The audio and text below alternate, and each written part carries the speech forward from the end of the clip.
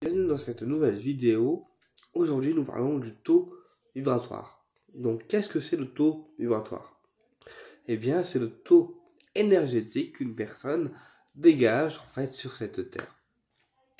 Chaque taux vibratoire est unique selon la personne et selon les énergies qu'elle aura décidé de dégager sur cette terre. C'est-à-dire soit des énergies du haut, astral, et des énergies de lumière, soit des énergies du bas.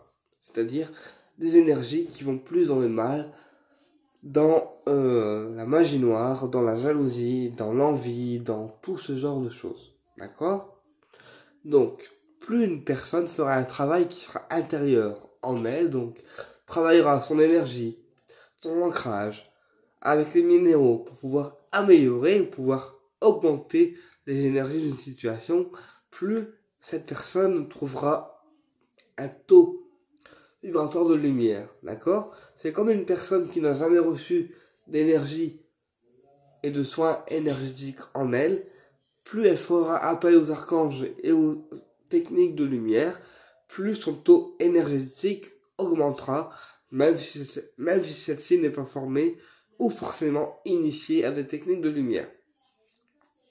Puisque plus elle fera appel aux guides, aux archanges, ou aux divinités aussi auxquelles elle croit, plus son taux énergétique montera en puissance, tout simplement.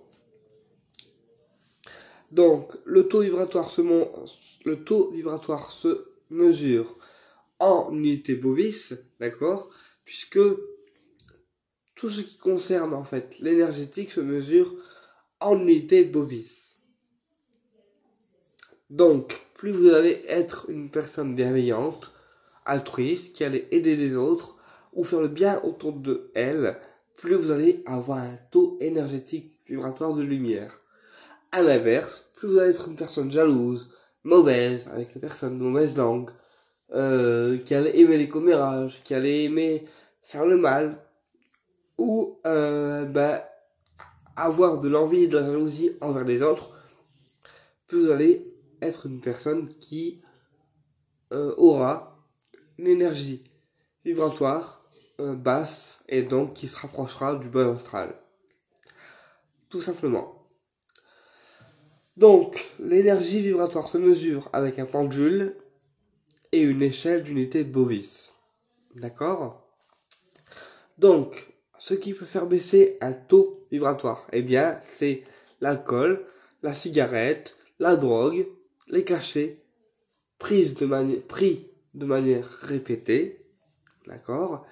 Puisque tout ce qui est alcool, cigarette, cachets, médicaments, etc., eh bien, ce sont des substances qui se rapprochent de zéro, c'est-à-dire qui ne vibrent pas haut, voire qui vibrent très très bas, d'accord?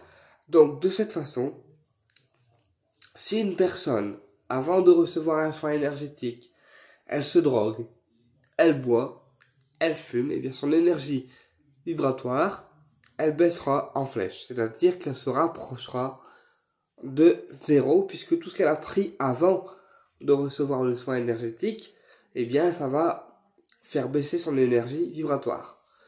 Et puis, elle, en tant que personne, eh bien, elle ne sera peut-être pas, en fait, forcément dans de bonnes conditions pour recevoir le soin énergétique que nous, thérapeutes, on va lui donner, tout simplement.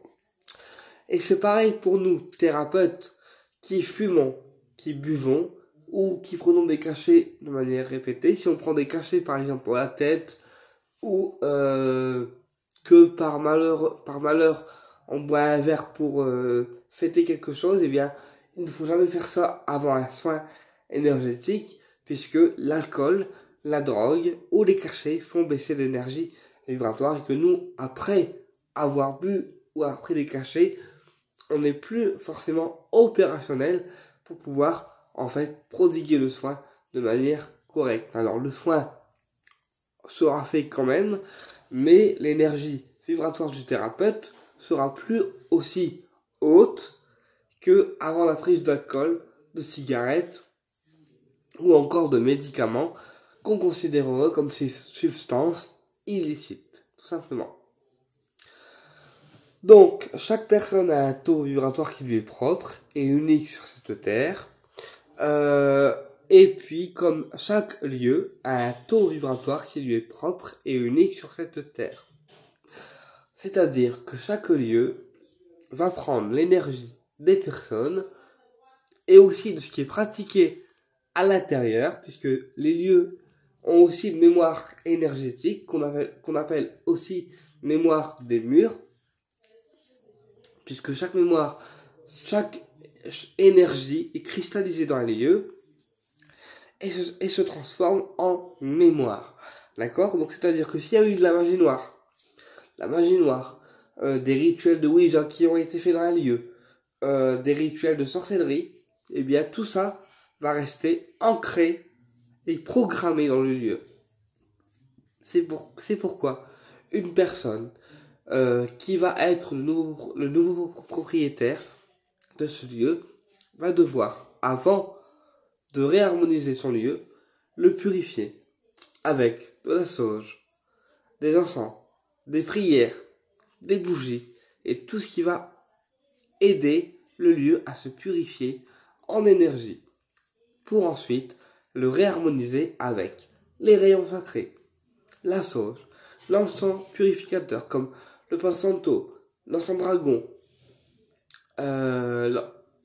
ou le benjoin qui est aussi un encens purificateur, le pontifical, ou aussi les formes géométriques sacrées comme les fleurs de vie, voilà, les cubes de Métatron, ou les solides de Platon qui vont eux aider en fait à augmenter l'énergie vibratoire d'un lieu, mais aussi d'une personne et aussi de tout objet dont on souhaitera augmenter le taux vibratoire.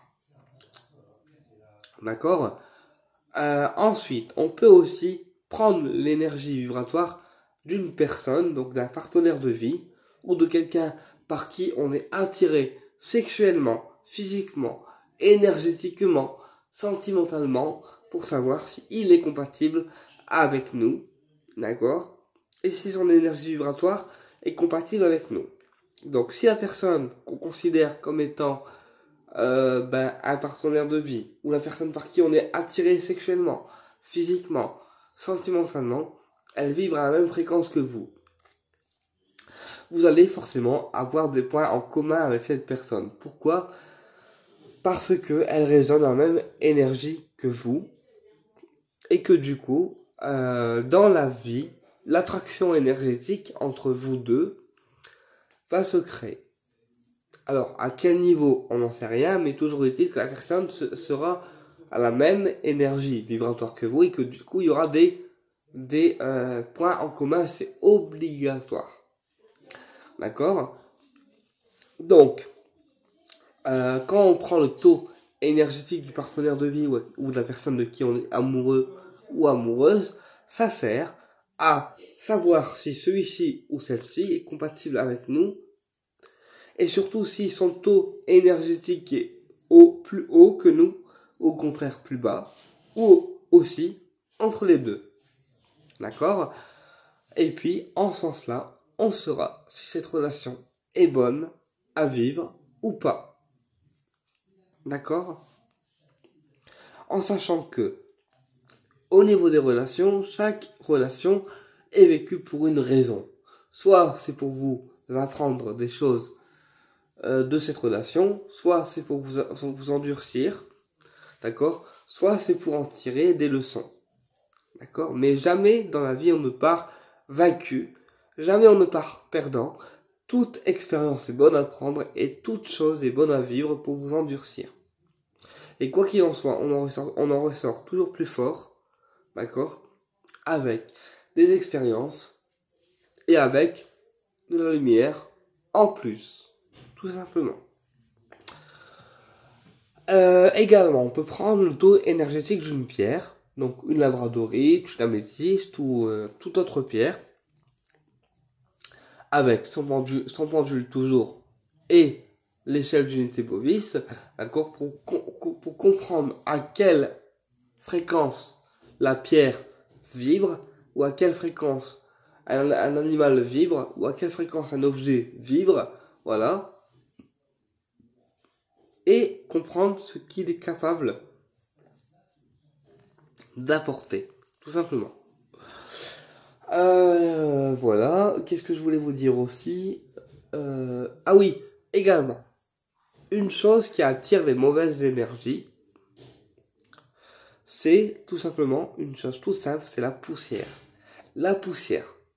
Si vous avez un meuble trop rempli de poussière, ou des pierres qui sont poussiéreuses, ou des objets qui sont poussiéreux, eh bien ceci peut attirer des mauvaises énergies.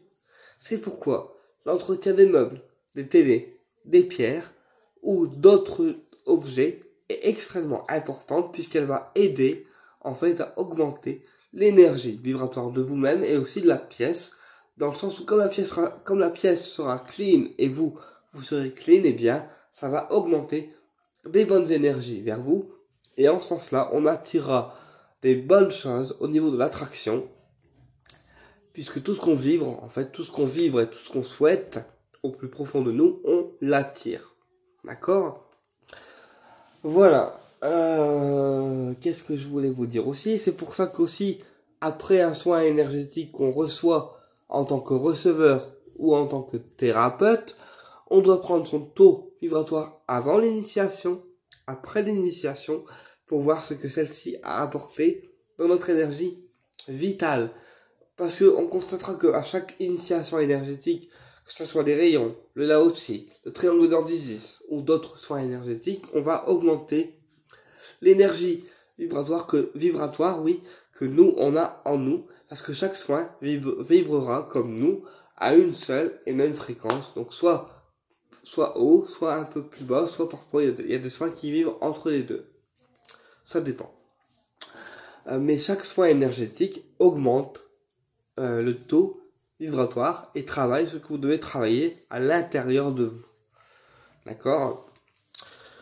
Voilà. Et puis, une fois qu'on a travaillé sur nous, qu'on a travaillé tout ce qu'il y avait à travailler à l'intérieur de nous, même si on est une personne qui travaille tous les jours sur nous, on peut ensuite enseigner et travailler sur les autres pour transmettre aux autres notre savoir énergétique, quelques autres savoirs, pour pouvoir éveiller les autres et pouvoir augmenter leur énergie vibratoire.